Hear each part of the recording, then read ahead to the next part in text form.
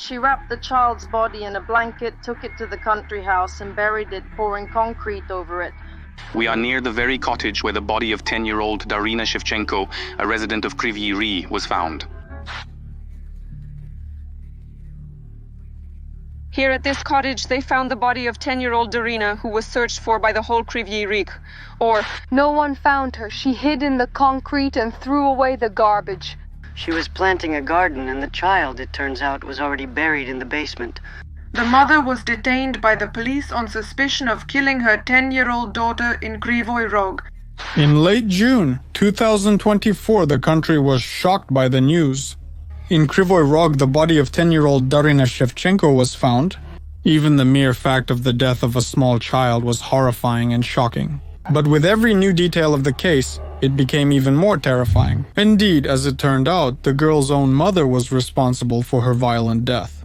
From this story, blood runs cold in the veins. Just as if you are ready, sit more comfortably, dear ones, because this is really scary. Rodina Shevchenko moved to Kryvyi Rog from Sumshchina in the spring of the 23rd year, already during the time of full-scale war. The family's father, a soldier, was injured and rehabilitated in Dnipro. His girlfriend named Irina took up residence in Kryvyi Rog. His wife rented an apartment in the notorious 9-story building in the Saksagansky district where she moved with the children. Darynka was the middle child of 3. She had an older sister and a younger brother. Neighbors in the building initially spoke about the family as completely ordinary. The well-groomed, clean children were in good shape. Soon after moving, their mother enrolled them in local school number 74.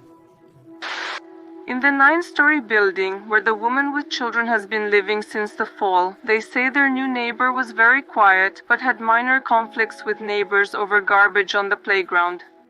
The mother characterized almost all neighbors as quiet and reserved women. She didn't socialize, make friends, visit anyone, or talk much at all. At least, not with any tenants in her building. During the conflict with the garbage, which apparently the woman threw under the stairs, she behaved quite aggressively, caused scandals, and refused to apologize.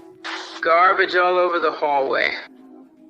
When Mom arrived, she got involved in the mat flu. What do you think? Did they bring it? No.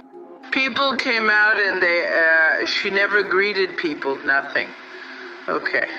Being silent is neither a crime nor a violation. Some people enjoy chatting with neighbors while others prefer not to. Making assumptions about a person just through their communication? Well, so be it. The homeland looked quite decent and didn't bother anyone. In short, everything seems to be okay, but the key here is the word seems.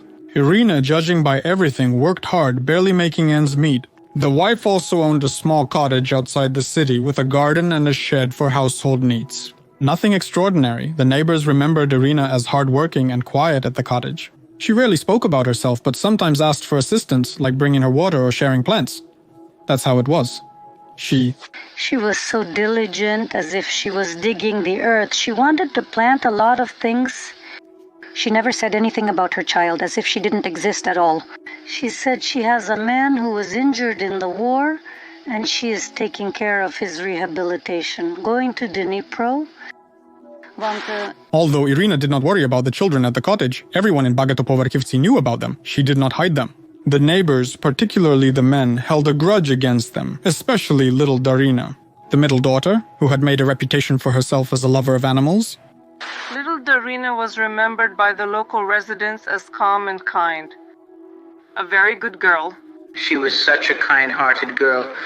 She's a kitten. She'll go out, feed this very kitten. She set up a box for the kittens. Girl. She's just like a little angel. Such a good girl, Will. The children were very good. The girl was, 10 years old?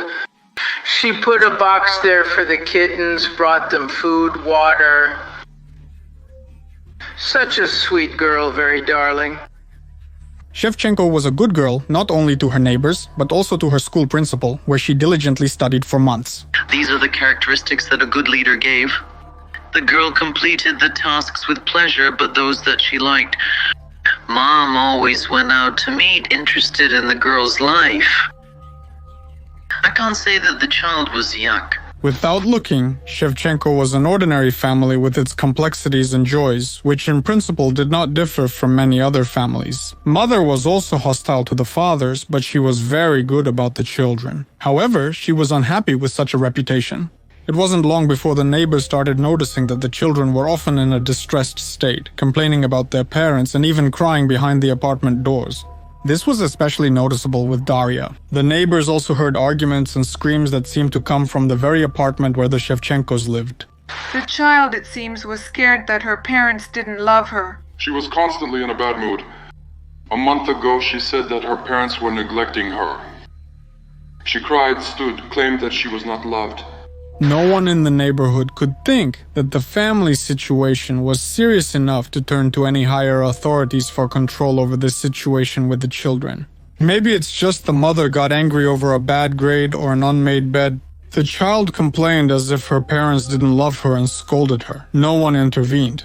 Excuses were scarce then, but one emerged soon. It seems that not long ago, 10-year-old Daryna was taken to the hospital with injuries from uncontrolled fireworks, which was very similar to a suicide attempt. So the 10-year-old child tried to take her own life. It's heartbreaking no matter how you look at it. And it's just a fucking mess. That was the same red flag that should have been a reason to turn to the authorities and put the family on the radar. Just to make sure that such incidents won't happen again. But it didn't happen. Doctors and even school neighbors knew about the incident, but no one raised the alarm. And the local child services took the next step. Subjects of social interaction in such cases give a warning, but there was no warning about the suicide attempt. Well, surprisingly, uncontrolled consumption of sweets in childhood is not a reason to want to. Check the family. This incident just happened all of a sudden, affecting everyone. The family was not prepared for this, neither before nor after.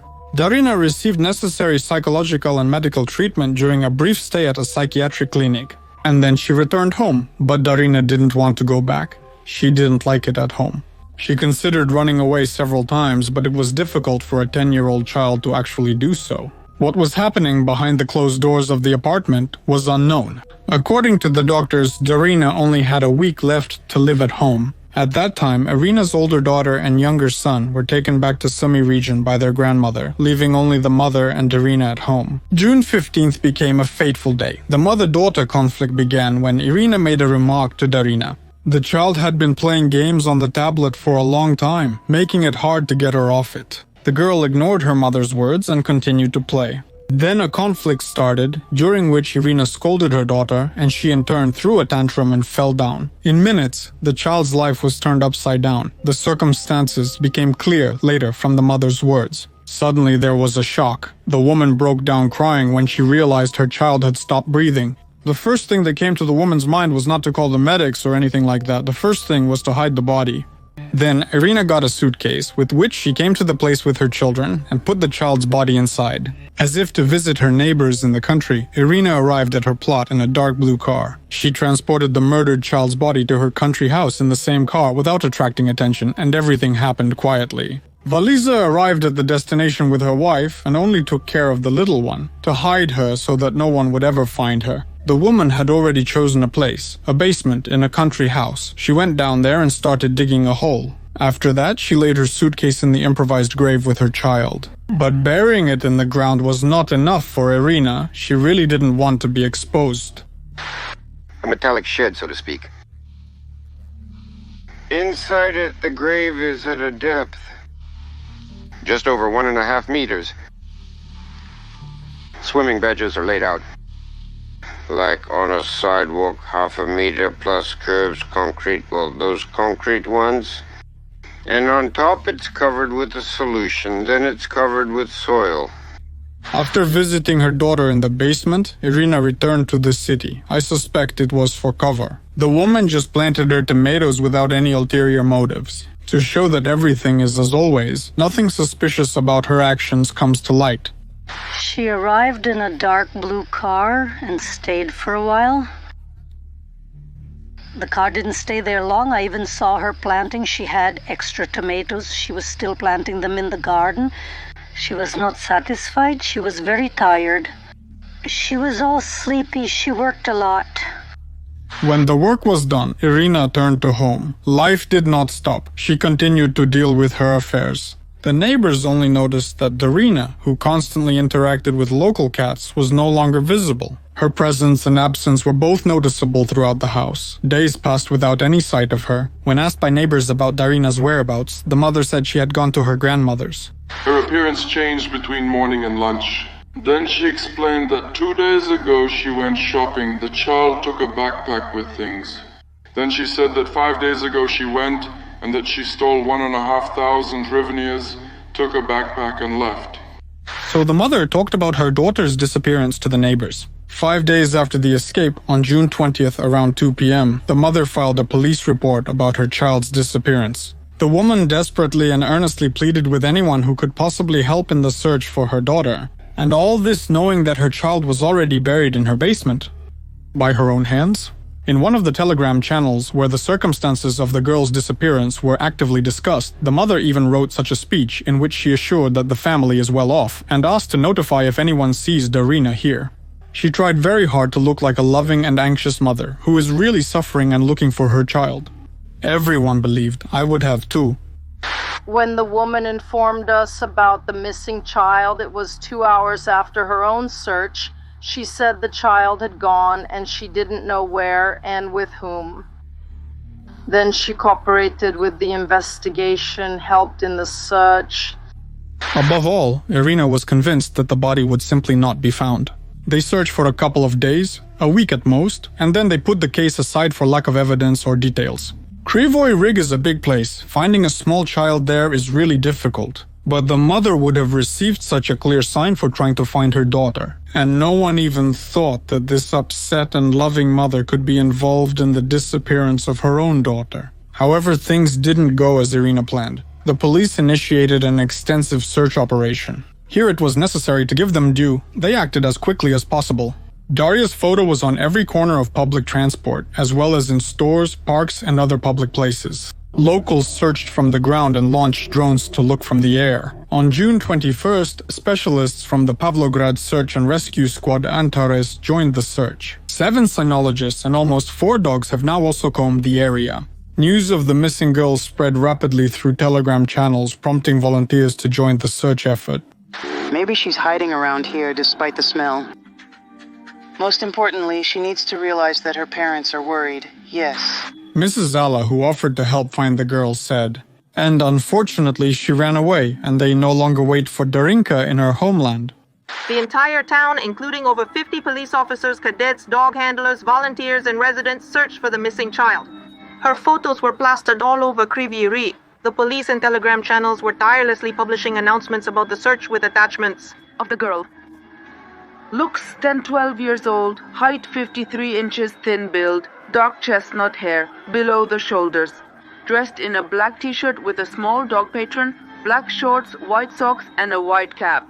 She has a small grey backpack with a picture of cats.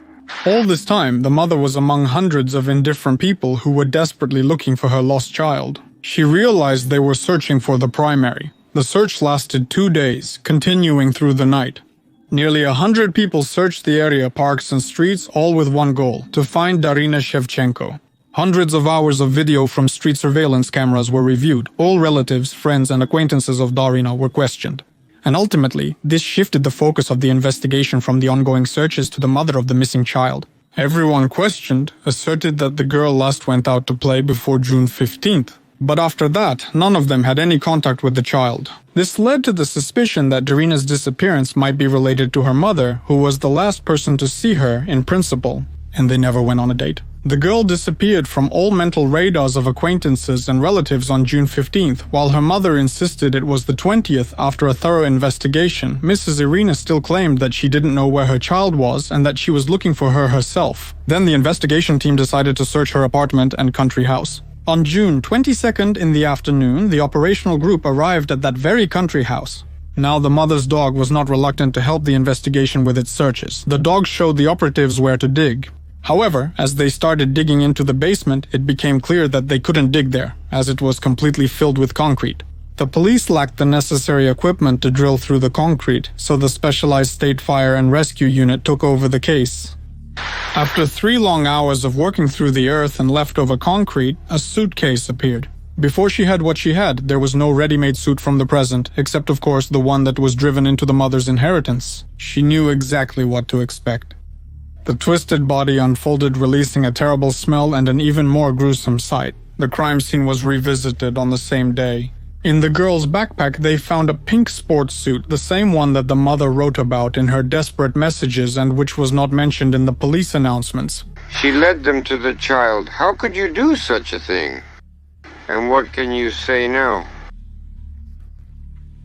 She just shrugged, and that was it.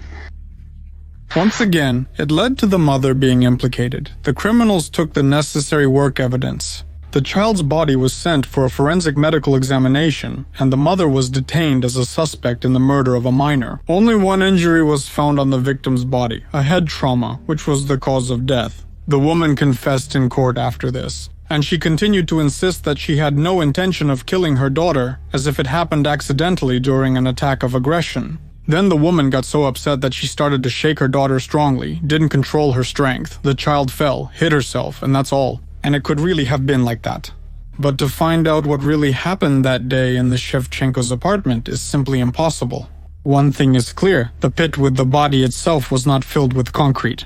The wife apparently hid the body so that it wouldn't be found. Moreover, there were such inquiries in the history of her phone search. Which cement to choose, poisonous mushrooms and herbs, how to get rid of a corpse, the story of Amina Menge.